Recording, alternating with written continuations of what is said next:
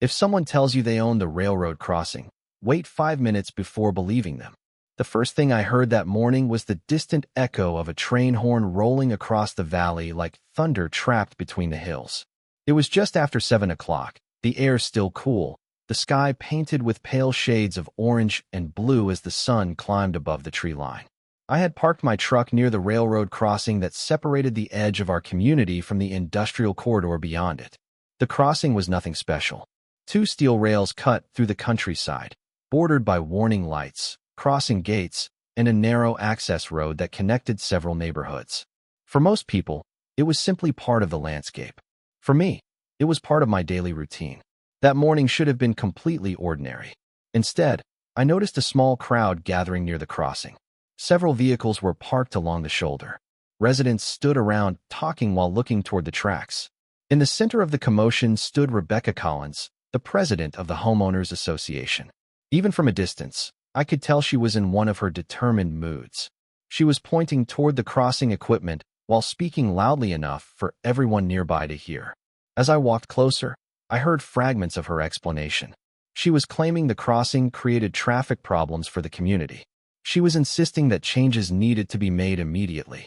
More surprisingly, she seemed convinced that she had the authority to decide how the crossing should operate.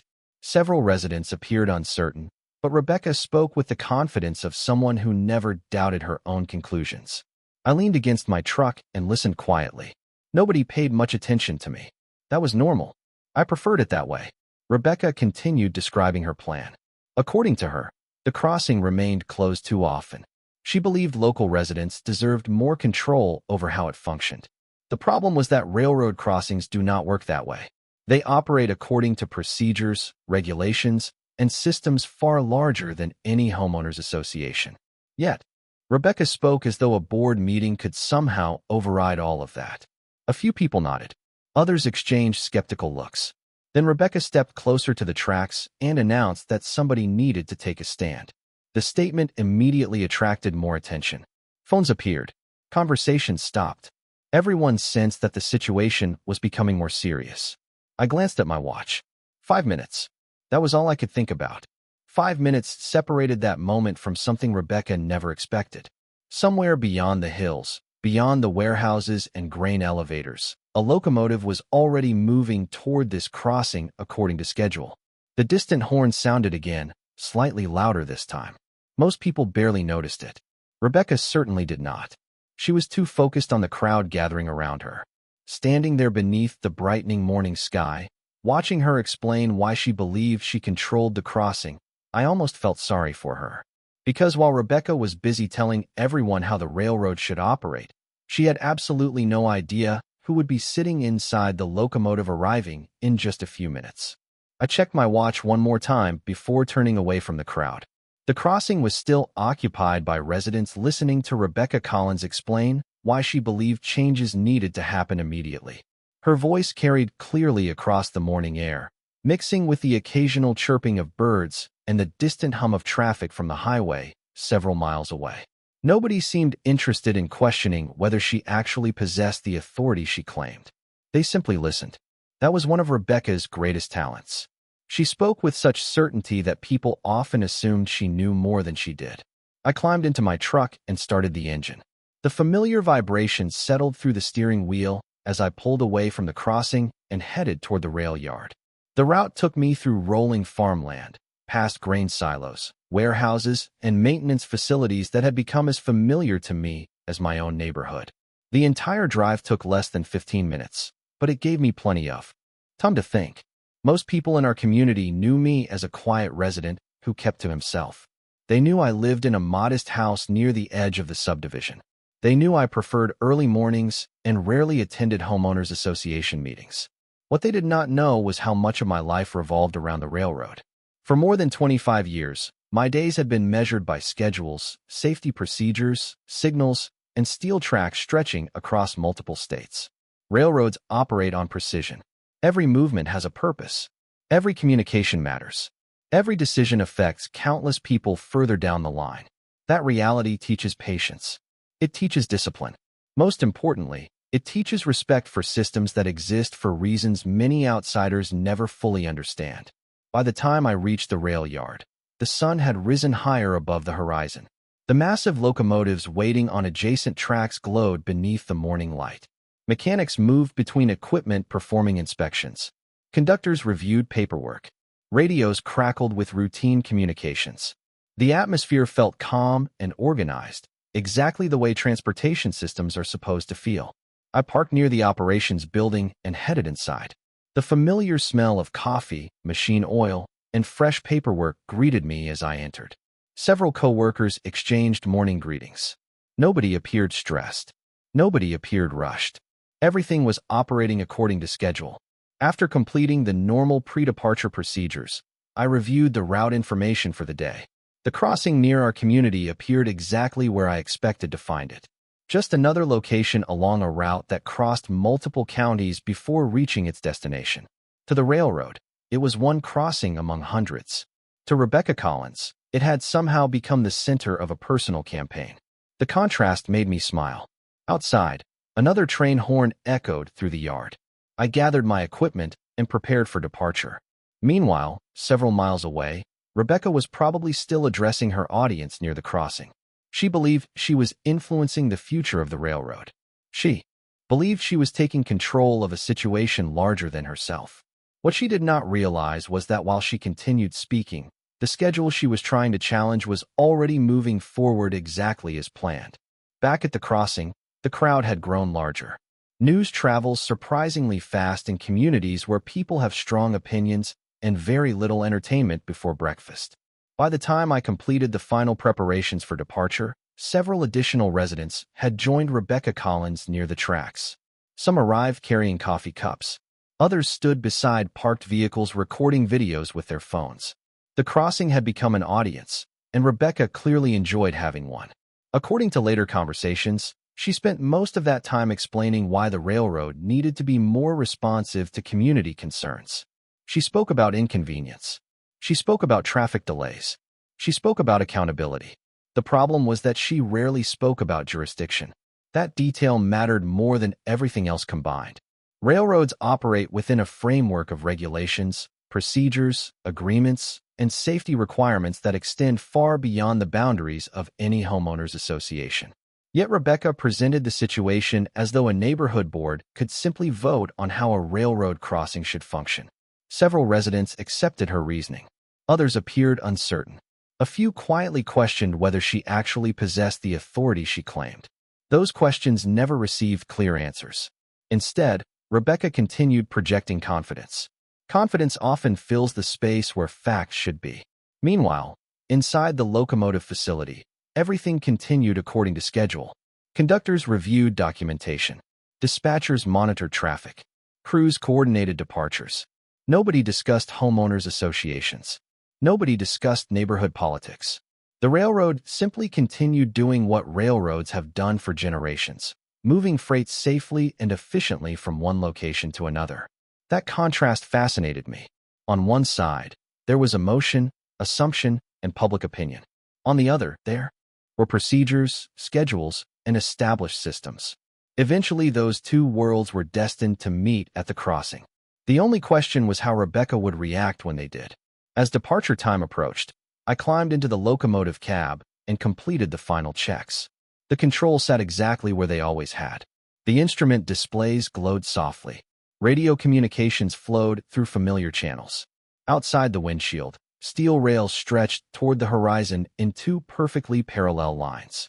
Looking down those tracks always gave me a sense of perspective. Railroads connect places separated by hundreds of miles. They move products, equipment, and resources that communities depend on every day. Most people never think about that larger picture. They only notice a crossing when it interrupts their commute. The radio crackled with another routine communication. Everything remained normal. Everything remained predictable. Several miles ahead, however, Rebecca was becoming increasingly determined. Witnesses later told me she had started discussing temporary actions she believed could force changes at the crossing. Some residents expressed concern. Others encouraged her. The conversation became more animated with every passing minute. Then another train horn echoed across the valley. This time it sounded noticeably closer. People began turning toward the tracks. Some shaded their eyes against the morning sun. Rebecca paused briefly before continuing her explanation. She still appeared completely convinced that events were unfolding according to her plan. Standing inside the locomotive cab, preparing to move forward, I found that confidence remarkable. Because while Rebecca continued explaining how the railroad should operate, the railroad itself was already approaching her 1 mile at a time. The locomotive rolled forward smoothly as the rail yard disappeared behind us. Sunlight reflected from the rails ahead, creating long silver lines that stretched across the countryside. The rhythmic sound of steel wheels moving over track joints filled the cab with a familiar cadence I had heard thousands of times throughout my career. Everything about the morning felt routine from my side of the windshield. Signals were clear. Communications were normal. The schedule remained exactly where it should be. Yet several miles ahead, routine was becoming something very different. According to messages that later circulated throughout the community, Rebecca Collins had become increasingly confident as more residents gathered around the crossing. What began as a conversation had evolved into an impromptu public meeting. People stood in clusters discussing traffic delays, neighborhood growth, and the railroad itself. Rebecca positioned herself at the center of every discussion. She spoke as though solutions were already within her reach. She described future changes she believed could happen. She discussed conversations she intended to have. She talked about authority. What she never discussed was whether any of that authority actually existed. The crossing itself remained unchanged. Warning lights stood ready. Gates waited silently beside the roadway. Steel rails extended through the landscape exactly as they had for decades. The infrastructure was indifferent to opinions. It simply waited for the next scheduled train. Inside the locomotive cab, I reviewed the route ahead. The crossing was approaching steadily. Every mile reduced the distance between assumption and reality. My conductor sat nearby reviewing routine paperwork, while occasional radio transmissions broke the silence. Neither of us discussed Rebecca. Neither of us discussed homeowners associations. We were focused on the responsibilities directly in front of us. That was the difference between performance and operation. One seeks attention, the other seeks results. As we continued forward, another horn signal echoed across the valley. This time there was no mistaking its proximity. Residents near the crossing began paying closer attention. Some reportedly stopped recording Rebecca and turned their phones toward the tracks. Others looked down the rail line, searching for the approaching locomotive. Rebecca noticed the shift immediately. Witnesses later said she attempted to redirect the conversation back toward her concerns, but the growing sound of the approaching train made that increasingly difficult. Reality has a unique way of interrupting theories. The railroad was no longer an abstract topic being debated beside the crossing. It was becoming a physical presence moving steadily closer with every passing second. I glanced at the clock mounted inside the cab. The timing was almost perfect. The same crossing where Rebecca had spent the morning explaining how the railroad should operate was now only minutes away. Outside, farmland blurred past the side windows. Grain elevators appeared on the horizon. Utility poles marched alongside the track. Everything remained calm. Everything remained predictable. Yet I could already imagine the expressions waiting ahead. The crowd expected another speech. Rebecca expected another opportunity to demonstrate leadership. Instead, they were about to receive a lesson in how large systems actually function. The rails guided us forward exactly as they always had. The crossing grew closer. The horn echoed once more. And somewhere ahead, standing beside those tracks, Rebecca Collins still had absolutely no idea who was sitting behind the controls of the locomotive approaching her position. The distance continued shrinking with every mile. From the locomotive cab, the crossing was still beyond the horizon, but years of experience had taught me exactly how quickly that would change. Railroad schedules are measured in minutes, sometimes seconds. Public debates move much slower. Rebecca Collins was discovering that difference without realizing it. Reports from residents later painted a vivid picture of those final moments before everything changed. The crowd had grown into a small gathering. Several people stood beside the crossing gates discussing what Rebecca had been saying all morning. Some agreed with her. Others appeared skeptical. A few simply enjoyed the spectacle. The crossing itself remained quiet except for the occasional warning bell test and the distant sound of the approaching train horn echoing through the valley. Rebecca interpreted the attention as support. That was her biggest mistake. Attention and agreement are not the same thing. People often watch because they are curious, not because they are convinced. Still, she continued speaking with absolute confidence.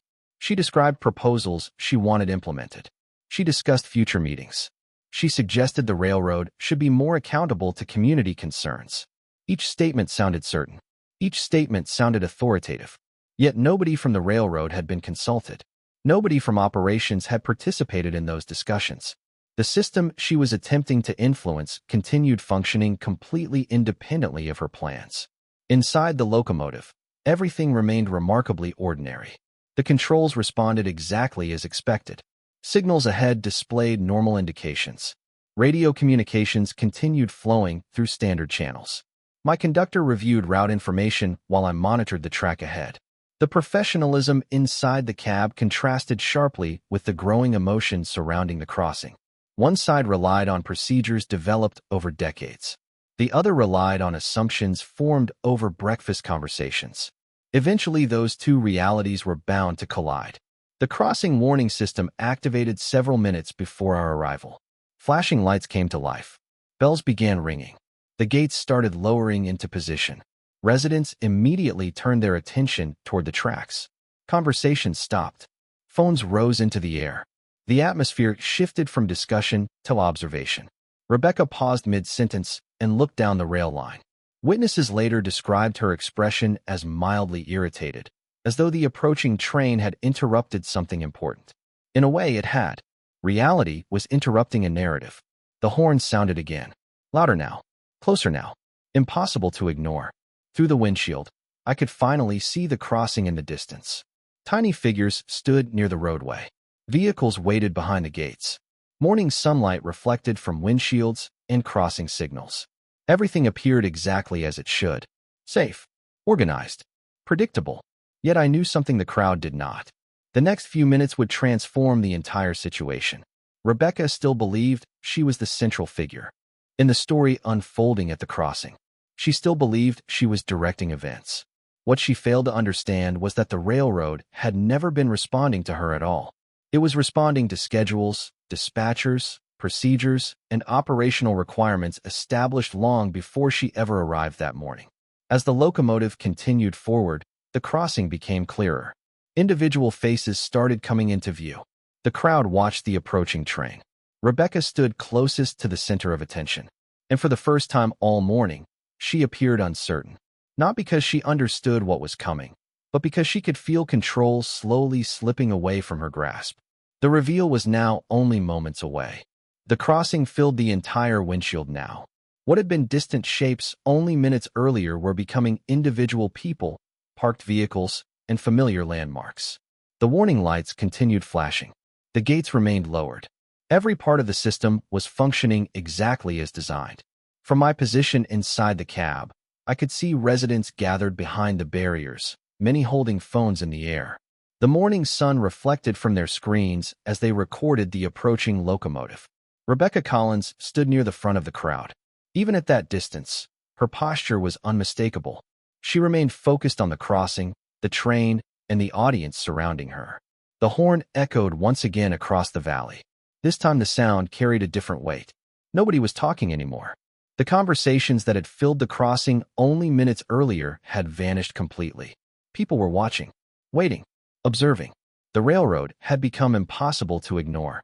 Inside the cab, nothing dramatic was happening. That was the part most people never understood. Railroads operate through consistency. Every signal, every procedure, every movement follows established rules. The most important moments often feel routine to the people performing them. I monitored the track ahead while the locomotive continued its steady approach. Beside me, routine communications continued over the radio. Dispatch updates, operational, confirmations, standard information, business as usual. Outside, however, the atmosphere felt entirely different. Residents later described the scene as strangely tense despite the fact that nobody was arguing anymore. The approaching train had changed the mood. It transformed a public discussion into a moment of reality. The crossing no longer existed as an abstract issue people could debate. It was functioning exactly as intended in real time. As we moved closer, individual faces became clearer. Some residents appeared curious. Others looked surprised by the size of the locomotive. A few seemed amused. Rebecca appeared focused, perhaps trying to decide how the situation fit into the narrative she had spent the morning building. Then the locomotive entered the crossing. The crowd instinctively shifted their attention toward the cab. That reaction happens almost everywhere. People naturally look toward the engineer. Most wave. Some take photographs. Children often point excitedly. This crossing was no different. Dozens of eyes turned toward the front windows. I glanced toward the crowd as the locomotive rolled past. For a brief moment, everything aligned perfectly. Rebecca looked up. I looked down. Recognition arrived instantly. Her expression changed faster than any words could describe. Confusion came first, then surprise, then the unmistakable realization that the quiet resident she had spent the morning dismissing was sitting behind the controls of the locomotive moving through the crossing. I did not wave. I did not smile. I did not need to. The truth required no explanation. The residents standing nearby saw the same thing. Several immediately recognized me. Phones shifted direction. Conversations restarted. Faces turned toward Rebecca. Nobody needed an announcement. Nobody needed a speech. The reveal happened naturally. The crossing, the train, the schedule, and the engineer had all arrived exactly where they were supposed to be. The irony was impossible to miss.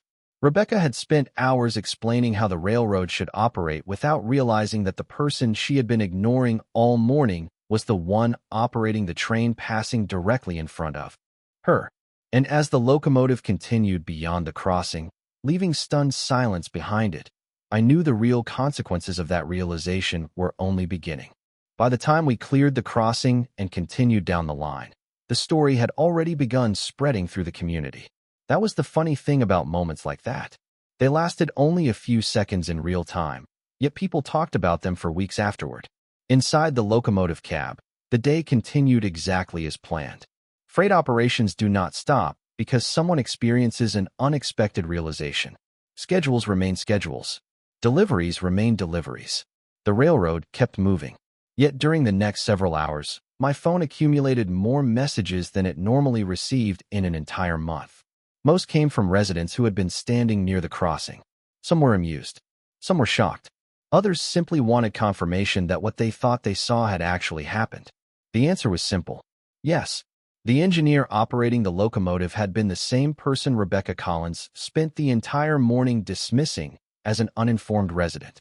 The irony practically explained itself. Later that afternoon, after my shift ended, I returned home. The crossing looked completely normal again. Traffic flowed through without interruption.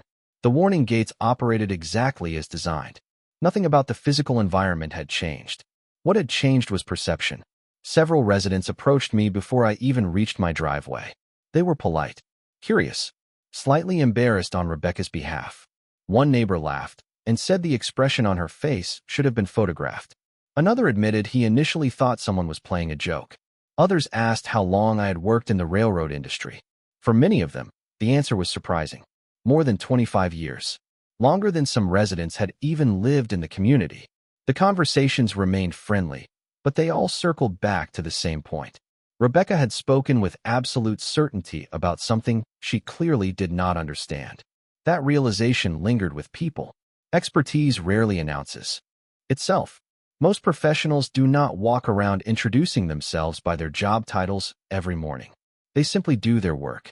Unfortunately, some people mistake quiet confidence for lack of knowledge. Rebecca had made exactly that mistake. Word eventually reached me that she spent most of the afternoon attempting to explain the situation. According to several residents, her explanations changed more than once. First, she claimed the engineer's identity was irrelevant. Then she suggested the real issue involved broader transportation concerns. Later, she argued that community questions were still valid regardless of who drove the train. In fairness, that final statement contained some truth. Questions are valid. Discussions are valid. Communities should absolutely communicate concerns when necessary. The problem was never the questions. The problem was the assumption of authority.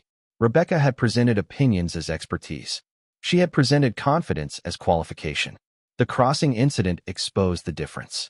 As evening settled across the neighborhood, I sat on my back porch watching freight cars move across the distant horizon. Their silhouettes rolled slowly through the fading sunlight before disappearing beyond the hills. The sight felt comforting, predictable, familiar. Somewhere in the community, Rebecca was probably still trying to regain control of a narrative that no longer belonged to her. But control had never really been the point. The point was understanding. Railroads function because thousands of people follow procedures larger than themselves. No single homeowner, no single board member, no single opinion changes that reality. And now, for the first time, the entire community had witnessed that lesson firsthand. Over the next several days, the crossing incident became one of those stories that seemed to gain detail every time someone retold it. I heard versions of the event at the grocery store, the gas station, and even at a diner nearly 20 miles away. The core facts remained the same, but the community's understanding of those facts had changed dramatically. People were no longer discussing whether the railroad should listen to Rebecca Collins. They were discussing why she had been so confident in the first place. That distinction mattered. One conversation focused on solutions. The other focused on assumptions. During the following homeowners association meeting, attendance was noticeably higher than usual. Residents who rarely participated suddenly found themselves interested in governance, authority, and decision-making. Several neighbors later told me the atmosphere felt different from previous meetings. People asked more questions. They requested more information. They wanted clarification before accepting statements at face value. The crossing incident had created something unexpected. It had encouraged skepticism. Not unhealthy skepticism, but the kind that asks for facts before drawing conclusions. Rebecca entered the meeting with her usual confidence, but residents noticed subtle differences. She spoke more carefully. She made fewer declarations. Most importantly, she seemed far more aware that people were paying attention to details. Reputation works that way. It takes years to build and only moments to challenge. Meanwhile, railroad operations continued exactly as they always had. Trains crossed the community every day. Freight moved across the region. Schedules advanced. Signals functioned. The crossing itself became almost symbolic. Residents who drove through it each morning now viewed it differently.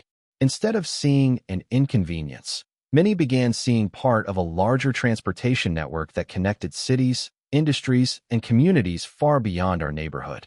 That shift in perspective fascinated me. Knowledge often changes frustration into understanding. One evening, a retired engineer who lived nearby stopped by my house. We sat on the porch watching a freight train move across the distant landscape. He laughed and told me the entire situation reminded him of something he learned decades earlier. People often assume the person speaking the loudest understands the most. Experience usually teaches the opposite. The people who truly understand complex systems rarely need to advertise it. They simply do the work. His observation captured the entire story better than anything else I had heard. Rebecca's mistake was never asking questions. Her mistake was assuming she already had the answers. As the weeks passed, the crossing gradually returned to being just another crossing. The excitement faded. The discussions became less frequent. Yet one lasting consequence remained. Residents became more interested in facts than appearances. They became more willing to verify information before repeating it. In many ways, the community benefited from the experience. Looking back, that outcome was far more important than any moment of embarrassment or public surprise. The real victory was not that Rebecca discovered who I was.